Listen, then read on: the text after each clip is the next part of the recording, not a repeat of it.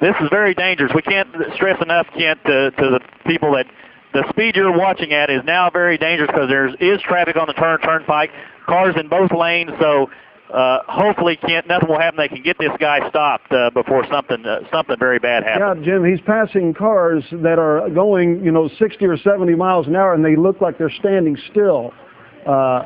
It's incredible that he does have a very powerful engine in that Cadillac. Well, right now, Ken, I am flying at 130 miles an hour trying to catch back up with him here as we come up to him. But I am doing right now 135 miles an hour, and he is still, appears to me, I'm not catching him that much, Ken. So, Jim, it's about 22 miles from that McDonald's, that first McDonald's there, going east. Of course, he's going westbound. So, at this rate of speed, he will reach the turnpike gate at I-35 in what, probably 8 or 9 minutes? Correct. At this speed, he'll be there probably in about 10 minutes, Ken.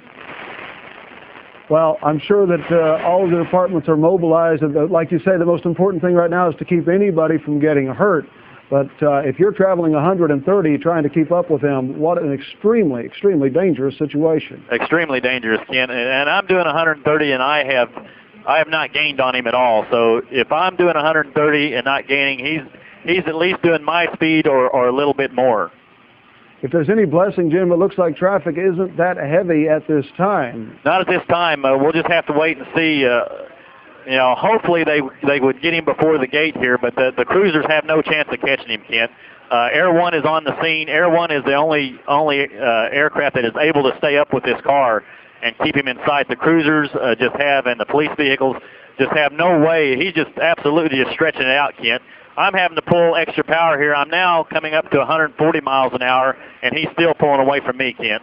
You're going 140 miles an hour, and he's pulling away from you, Jim. That's incredible, and I'm sure he's pulling away from the officers as well. He's stretching out a very large gap from the officers at this time, Kent.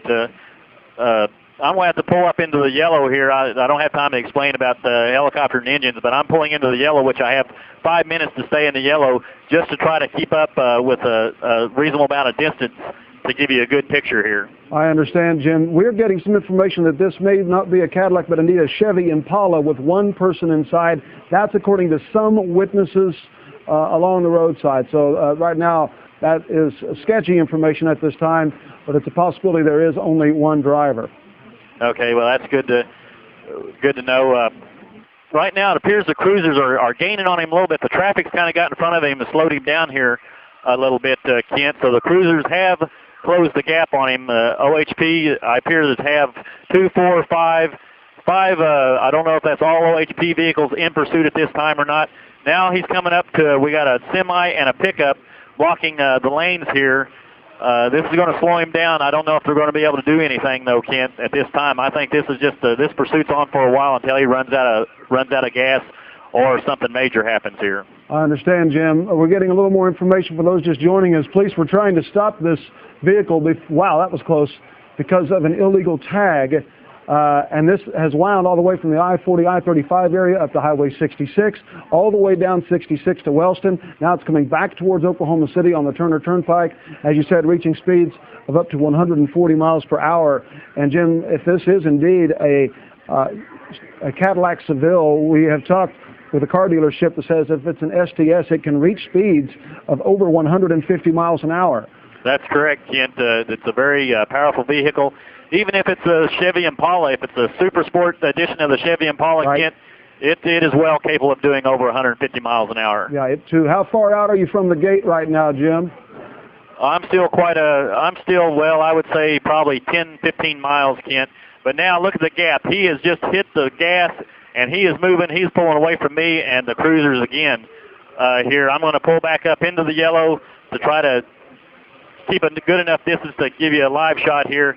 Like I said, the Oklahoma City police helicopter is a McDonnell Douglas 500, which is faster than our ship, which is good. I mean, it's a good thing to have. They are the only ones able to keep this car in sight at this time, Ken.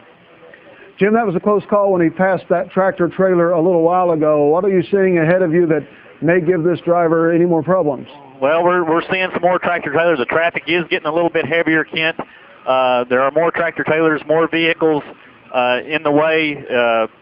And it becomes a lot more dangerous because when he starts weaving in and out of traffic at 140 miles an hour, it just takes a slight mistake to lose control of this vehicle, Kent. And hopefully we have nobody hurt in this, but it could become a real dangerous